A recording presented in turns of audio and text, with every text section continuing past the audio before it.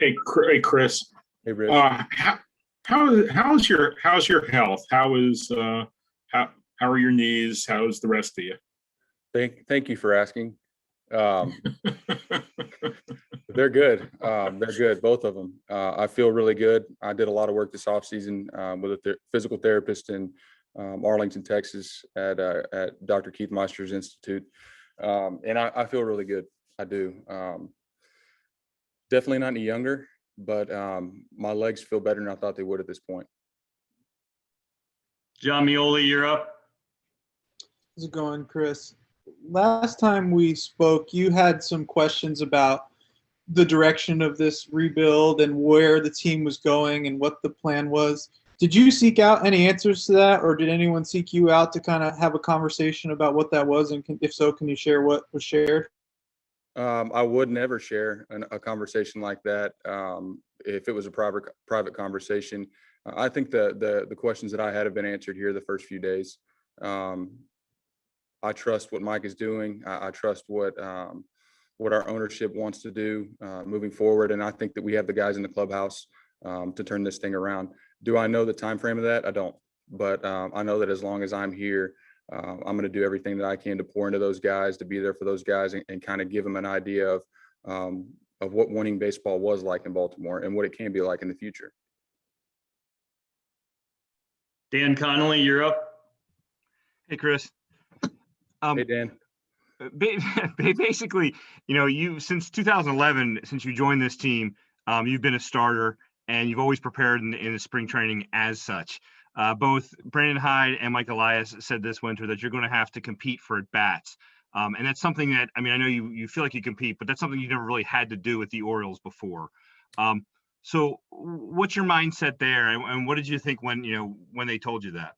Well, I had to compete for at-bats in 2012. When I was traded over here in 11, at the deadline, I was playing third base, a little bit of first base. And really that's, I feel like every year of my career, I've approached spring training to compete for at-bats. That's really how I think any player should approach it, because if you just come in thinking that it's your job and you don't have to do anything, you're not doing yourself or anybody in the clubhouse any favors. And that's the way I've approached this offseason and this coming spring training. I'm going to continue to do the same thing. I'm going to push guys around me. I'm going to push Trey at first, whoever else is over there.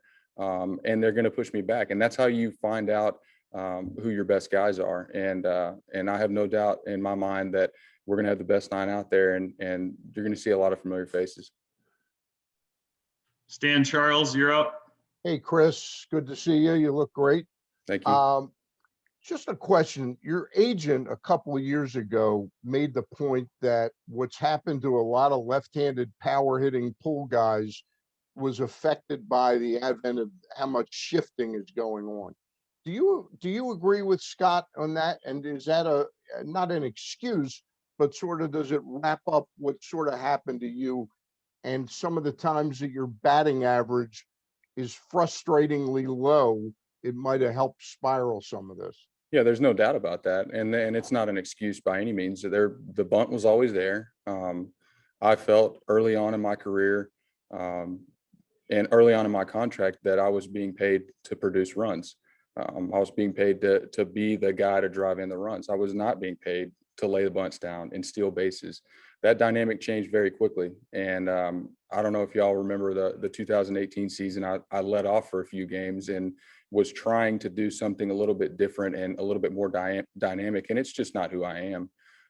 Now, that being said, I'm the one who has to look myself in the mirror every night and really kind of go to war with myself over the way I chose to handle the situation. If I could go back and do it over, I probably would have done some things differently, but unfortunately there's no blueprint for this. And for me, the main thing now is to focus on what I can, focus on the future, and do everything I can, like I said, to help this next wave of guys really get into their potential and put the club in the best position to win.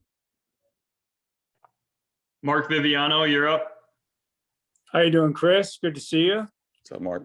Kind of a simple question, I guess, as you just kind of laid out the changing circumstances over your career here as an Oriole. Simple question. Are you having fun being a big leaguer? Has that changed? And has the pandemic and its conditions affected that too? Both of those are really good questions.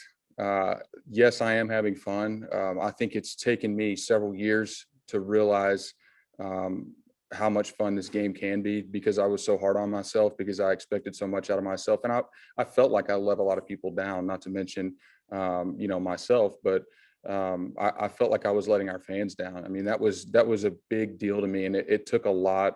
It took a lot out of me. But I think honestly, the pandemic has really helped me realize how much our fan base has supported me, and how much I miss playing in front of our fans, and really what it's all about. And so for me, I've been able to draw a lot of positives out of this, but it hasn't been easy. And I will continue to look at the brighter side of things, and try to draw more positives out of the future. But it's every time you make a decision, there's consequences, and it's some unfortunately are bigger than others. And like I said, if I could go back and do some things differently, I probably would have, but there's no use in trying to change the past. Jerry Coleman, you're up.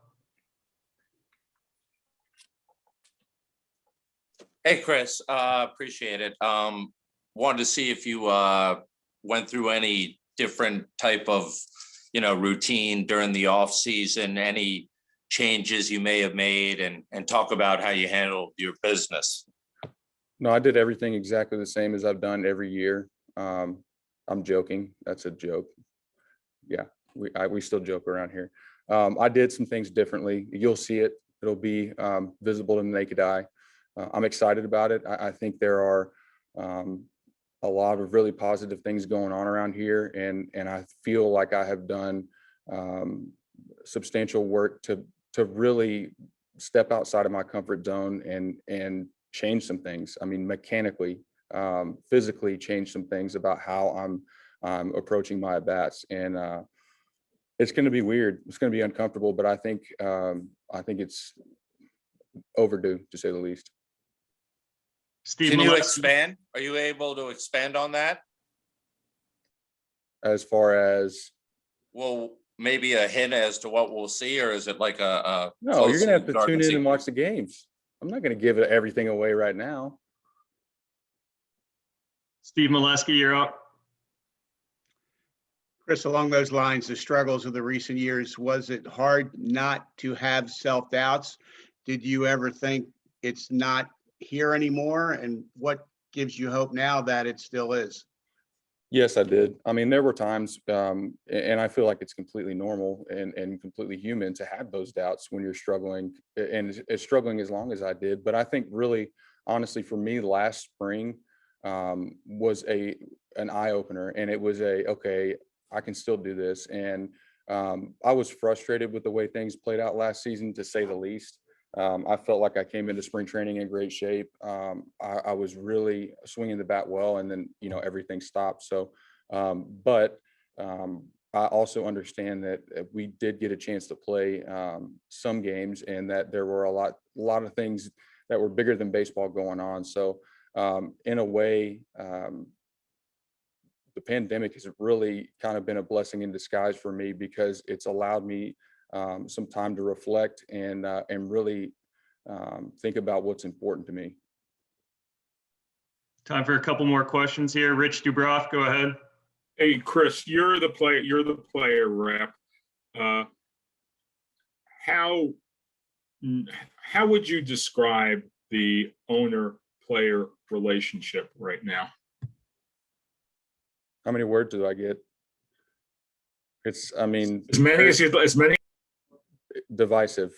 I mean, there is a lot of division between players and owners right now, and it's obvious. I mean, it's obvious in the media. It's obvious in almost everything that you read, and it's frustrating as a veteran player, because I feel like our game could be in such a better place than it's in right now. But the only way for that to happen is for both sides to come together, and there's got to be some give and take from both sides. Will that happen? I don't know. Only time will tell. Melanie Newman, you're up. Chris, you spoke a moment ago about working to continue to find positives even in frustration, and especially with the confines of 2020, there's a huge spotlight right now on mental health for players and the fact that they couldn't be afforded the usual getaways from the game that they used to have without COVID. So just where do you find those positives when you're really trying to, focus on resetting yourself?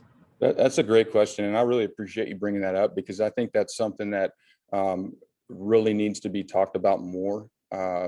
When I read the story about Drew, I was in tears. I could not believe that this guy was going through that, and then Angelton comes out, and it's like, what are we doing here? There have to be more conversations about things like that for there to be any sort of progress or any sort of solution. And for me personally, man, I've got a great wife. I've got 3 beautiful girls. I've got a lot of people who love and support me and have always been there for me, always been there to encourage me. And I'm so thankful for that. I've had a lot of really great teammates, a lot of really great coaches, just a lot of really great people in the organization around me that have continued to support me despite, the struggles or whatever I was going through. And I will forever be grateful to those people. Final question goes to John Mioli. Chris, sorry to bring it back to baseball, but given limited capacity at Ed Smith and the fact that some of these games might not be broadcast, a lot of people who might be interested in exactly what you've done to your swing might not be able to see it with their own eyes. Is there anything you could share for those Just people? asking the same question Jerry asked. You bet I am. I'm not going to give it all away. I mean, it's going to look different. That's all I'm going to say.